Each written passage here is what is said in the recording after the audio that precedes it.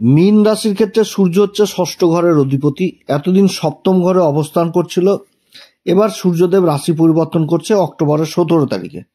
অক্টোবরের 17 তারিখে সূর্য রাশি পরিবর্তন করবে এবং যে মুহূর্তে রাশি পরিবর্তন হবে সে সময় কিন্তু নীচ অবস্থায় থাকবে, কারণ তুলা রাশিতে চলে আসবে। তো তুলা রাশিতে সূর্য তো নীচ হয়ে যায়, তো নীচ অবস্থা।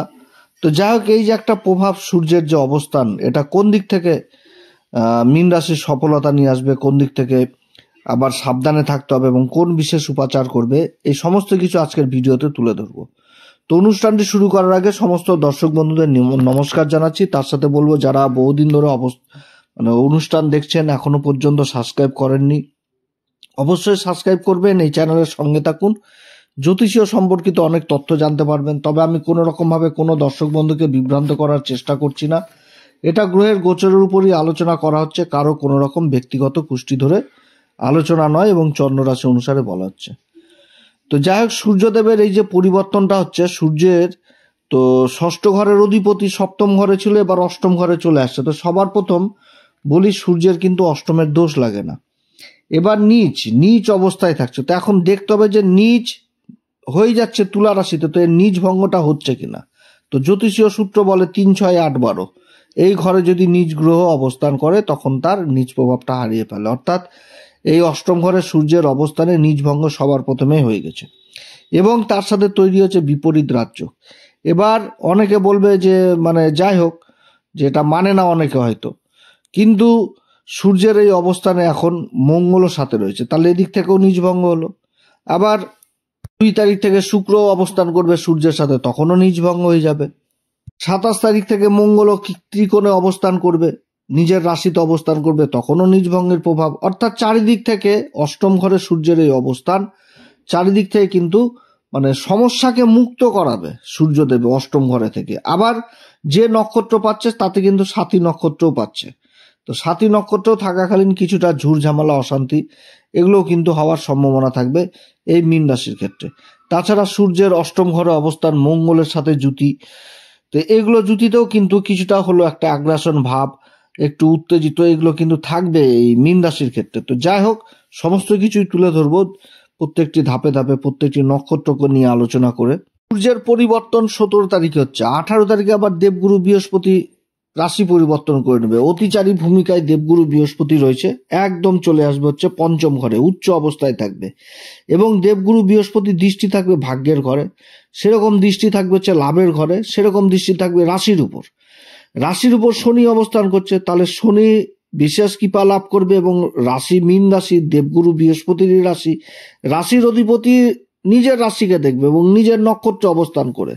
এর থেকে তো ভালো অবস্থান হতে পারে না এই মুহূর্তে। এটা হচ্ছে 18 তারিখ। এবার তার আগে কি, যে 15 তারিখে বুধ কিন্তু আবার নক্ষত্র পরিবর্তন করবে, বুধ অবস্থান করবে বিশাখা নক্ষত্রে। আর 13 তারিখে আবার মঙ্গলও কিন্তু নক্ষত্র পরিবর্তন করছে। 13 তারিখে মঙ্গল চলে আসবে হচ্ছে ওই বিশাখা নক্ষত্রে। অর্থাৎ সূর্য, মঙ্গল, বুধ একসাথে কিন্তু অষ্টম ঘরে অবস্থান করছে, আর মঙ্গল আর বুধ অবস্থান করছে হচ্ছে বিশাখা নক্ষত্রে, আর সূর্য অবস্থান করছে হচ্ছে চিত্রা নক্ষত্রে। তাহলে এই সময় কিন্তু একাধিক গ্রহ দেবগুরু বৃহস্পতির নক্ষত্রে থাকছে। দেবগুরু বৃহস্পতির নক্ষত্রে যেমন মঙ্গল, বুধ বিশাখাতে থাকছে, শনি আর ওদিকে রাহু পূর্বা ভাদ্রপদে থাকছে। তবে শনি থাকছে চতুর্থ চরণে আর রাহু থাকছে প্রথম চরণে। তাহলে এই গ্রহ কটা কিন্তু সম্পূর্ণ দেবগুরু বৃহস্পতির আয়ত্তে চলে এসছে। অর্থাৎ এখানটাতে নিজ গ্রহের যে সূর্যের অবস্থান নিজভঙ্গ হচ্ছে, একটা দুর্দান্ত জবরদস্ত ভালো ফল দিতে যাচ্ছে এই মকর রাশিকে, এই মকর রাশি বলছি, এটা মীন রাশিকে।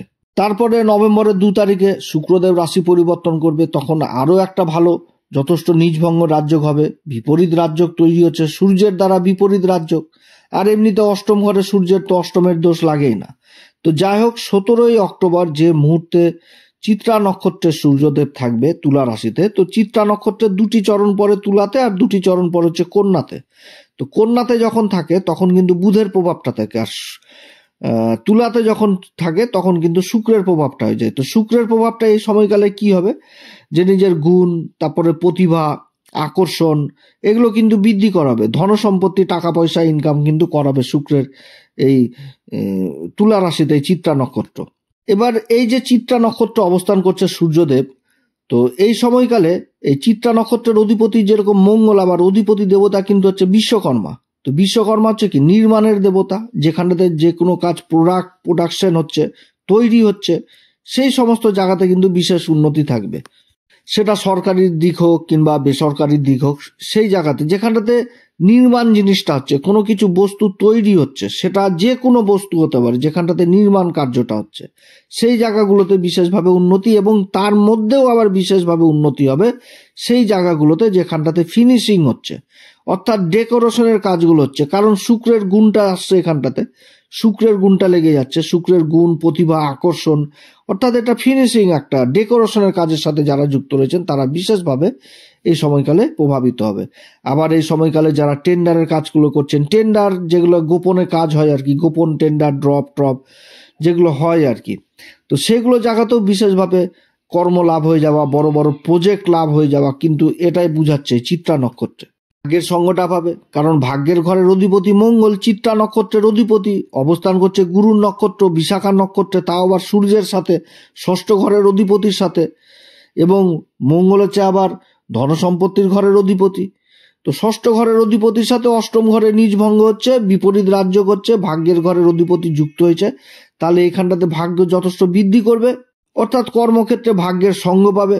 অর্থাৎ এই সময়কালে যারা গোপন বড় বড় প্রজেক্টের আশা লাভ প্রজেক্টের আশায় রয়েছেন, যে সেই প্রজেক্টগুলো এই সময়কালে লাভ করবে, অর্থাৎ দুশ্চিন্তা বা একটা চিন্তা যদি থাকে, সেই চিন্তা কিন্তু এই সময়কালে মুক্ত হবে মীন রাশি এই সমস্ত কাজের দিক থেকে।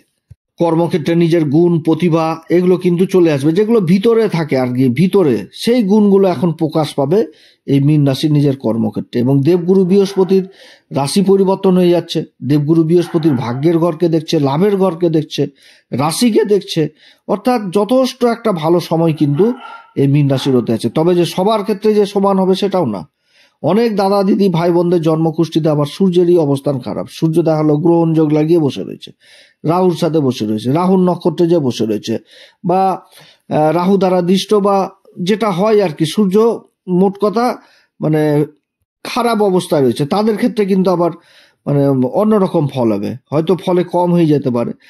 তো তাদেরকে বলবো অবশ্যই জীবনে সূর্যদেবের উপাসনা করা উচিত, বাড়িতে সূর্য যন্ত্র স্থাপন করা উচিত, সেই যন্ত্রে সাদা চন্দন, লাল চন্দন বেটে হাতের মাঝখানে দুটি আঙ্গুলে লাগিয়ে সেই যন্ত্রের উপর ছিটানো উচিত, এবং তার সাথে বলা উচিত ওং হ্রিং হিনি সূর্যাদিত্যায় শ্রীং, এই মন্ত্র 11 বার অন্তত হলে জপ করা উচিত প্রত্যেক দিন। কারণ মীন রাশির ক্ষেত্রে ষষ্ঠপতি মীন রাশির ক্ষেত্রে শত্রুদের থেকে রক্ষা করবে, আর সূর্যই হচ্ছে মেন আত্মার কারক সূর্য, অষ্টমের তো দোষ লাগে না। এবার সূর্যই কিন্তু মান, সম্মান, পদ, প্রতিষ্ঠা সবকিছু দেয়, রেভিনিউ, সরকারি যে কাজগুলো বা রেভিনিউ, টাকা পয়সা, এগুলো কিন্তু সব সূর্যর কিন্তু থেকে ডিপার্টমেন্ট। তো এবার সূর্য যন্ত্র কিন্তু স্থাপন করতে হবে যাদের জন্মকুষ্ঠিতে সূর্যের অবস্থান খারাপ রয়েছে। তো সূর্য যন্ত্র কোথায় পাবে, অনেকে খোঁজ করেছেন এবং আমাদের সাথে যারা যোগাযোগ করেছেন তাদেরকে আমরা সূর্য যন্ত্র দিয়েছি, পার্সোনালিও দিয়েছি এবং যোগাযোগের ব্যবস্থাও করে দিয়েছি। তো যাই হোক, এখন নতুন সুবিধা ইউটিউব দিয়েছে, এই চ্যানেলেই আপনারা ভিডিওর স্ক্রিনেই একটা প্রোডাক্ট বলে অপশন পাবেন, সেখানটাতে সূর্য যন্ত্র আপনারা পাবেন। এবার যাদের লাগবে তারা অবশ্যই সংগ্রহ করবেন, নিজেদের মানে বাজেটের মধ্যে খুব অল্প সস্তাতে সেই জিনিসগুলো পাওয়া যাচ্ছে, যন্ত্র কার্যকরী জিনিস, যারা প্রয়োজন মনে করবেন তারা অবশ্যই সংগ্রহ করবেন। বিশেষভাবে বলবো সূর্য মানে যাদের জন্মকুষ্ঠিতে খারাপ রয়েছে তাদের এই যন্ত্র ব্যবহার করা উচিত। তো যাই হোক, চিত্রা নক্ষত্রে এরকম ফল দেবে এবং 23 তারিখ পর্যন্ত কিন্তু এই নক্ষত্রে থাকছে, তারপরে আবার নক্ষত্রটা পরিবর্তন হবে। 24 তারিখ থেকে একদম নভেম্বরের 5 তারিখ পর্যন্ত চলে আসবে সাথী নক্ষত্রে, রাহুল নক্ষত্রে। তো এই সময়কালে আবার বুধ কিন্তু রাশি পরিবর্তন করে নেবে, বুধ চলে আসবে কিন্তু ভাগ্যের ঘর বৃশ্চিক রাশিতে চলে আসবে, এবং বুধের উপর দেবগুরু বৃহস্পতির দৃষ্টি থাকবে। সেরকম আবার 27 তারিখ পর্যন্ত মঙ্গলও কিন্তু রাশি পরিবর্তন করে নেবে, ভাগ্যের ঘরে, নিজেই ভাগ্যের ঘরের অধিপতি ভাগ্যের ঘরে অবস্থান করবে, এবং দেবগুরু বৃহস্পতি রাশির অধিপতি, তার দৃষ্টি পড়বে ভাগ্যের ঘরের অধিপতির উপর, অর্থাৎ একটা খুবই ভালো অবস্থান হতে যাচ্ছে। সাথী নক্ষত্রের অধিপতি হচ্ছে রাহুদেব এবং অধিপতি দেবতা হচ্ছে বায়ুদেব। আর সাথী নক্ষত্রের অধিপতি রাহু এই সময়কালে আবার অবস্থান করছে দ্বাদশ ঘরে। তো দ্বাদশ ঘরে অবস্থান করছে কুম্ভ রাশিতে, যার অধিপতি শনি আবার রাশির উপর অবস্থান করে সাড়ে সাথী তৈরি হয়েছে। কিন্তু এই শনি আর রাহু তো দেবগুরু বৃহস্পতির নক্ষত্রে রয়েছে, পূর্বা ভাদ্রপদে। রাহু রয়েছে পূর্বা ভাদ্রপদের প্রথম চরণে, আর শনি রয়েছে পূর্বা ভাদ্রপদের চতুর্থ চরণে।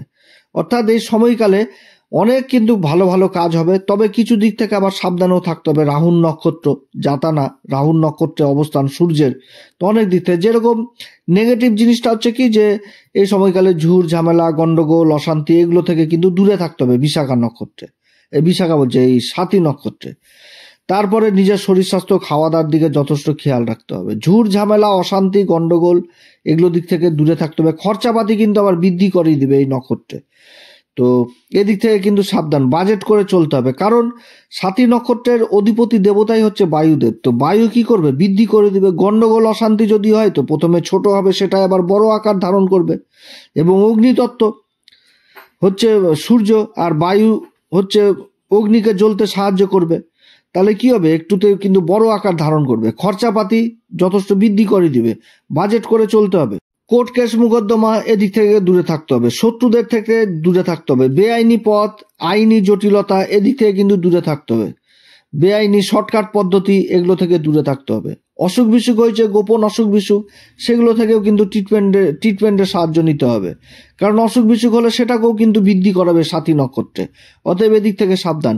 এবার ভালো কাজটা কোন দিক থেকে হবে, এই কাজে যেমন রেভিনিউ ব্যাপারে যারা জড়িত রয়েছেন, যারা টাকা পয়সার কাজগুলো করছেন, যারা বড় বড় ব্যবসার সাথে যুক্ত রয়েছেন, সেই কাজগুলো ভালো হবে। কারণ সাথী নক্ষত্র বড় বড় ব্যবসায়ীদের জন্মকুষ্ঠিতে দেখতে পাওয়া যায়। তার সাথে যারা ব্যাংকিং ডিপার্টমেন্টে রয়েছেন তাদের প্রমোশন হওয়ার প্রবল সম্ভাবনা থাকছে। কর্মসূত্রে বিদেশ যাত্রা হওয়ার সম্ভাবনা থাকছে। যারা কোম্পানির বড় বড় কোম্পানির কোনো কিছু মার্কেটে লঞ্চ করছে সেই দিকটা আবার যথেষ্ট ভালো হবে। যারা মার্কেটিংয়ের কাজে রয়েছেন, যারা অ্যাডভার্টাইজের কাজে রয়েছেন, এদিক থেকে কিন্তু যথেষ্ট ভালো, এইগুলো কাজ কিন্তু বিশেষভাবে প্রভাবিত হবে। তারপরে যারা কোম্পানির বড় বড় সিও পোস্টে বা বড় বড় কোম্পানিতে প্রজেক্ট লাভের চেষ্টা করছেন সেগুলো কাজ হবে। যারা কথাবাচক হিসাবে কাজ করছেন, বাণী সংক্রান্ত কাজের সাথে যুক্ত রয়েছেন, মিডিয়া সংক্রান্ত সোশ্যাল মিডিয়াতে অ্যাক্টিভ রয়েছেন, সেই কাজগুলো যথেষ্ট ভালো হবে।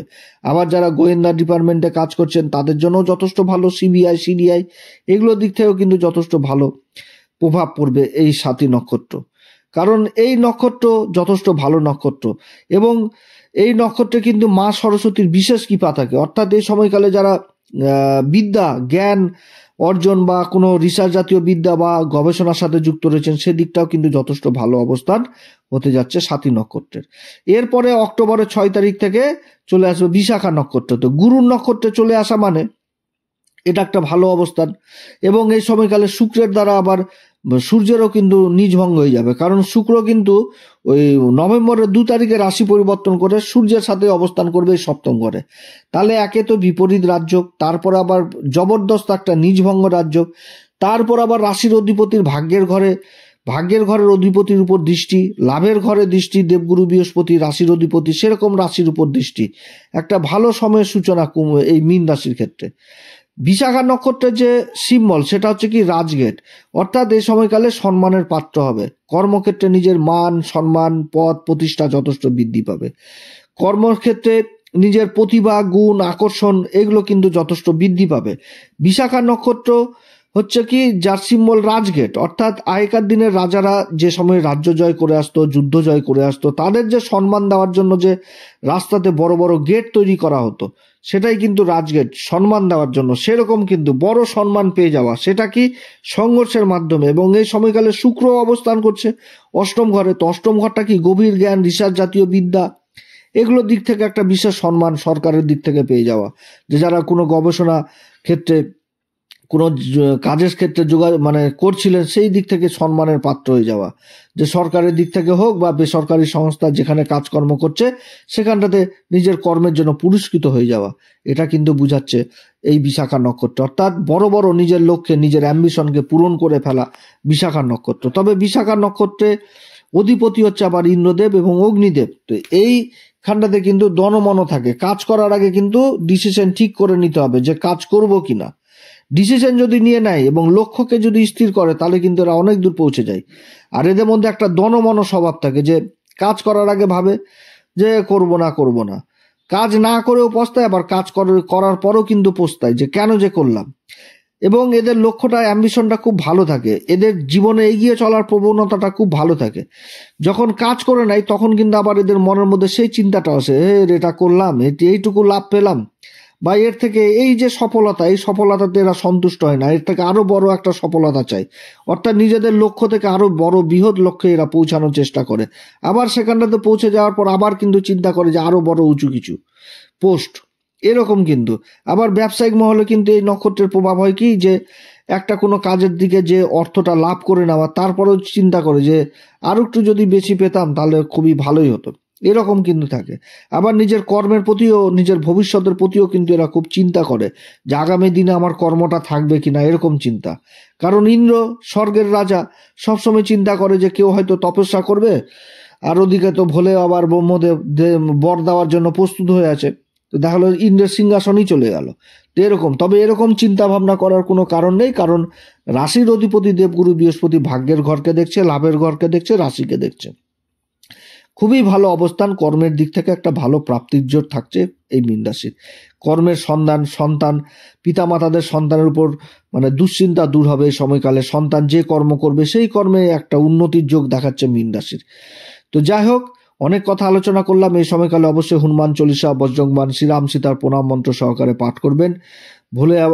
ভোলে আবার বিশেষ অভিষেক করবেন, মহামৃত্যুঞ্জয় মন্ত্র অন্তত সারাদিনে 100 বার পাঠ করবেন, খুবই ভালো সময়।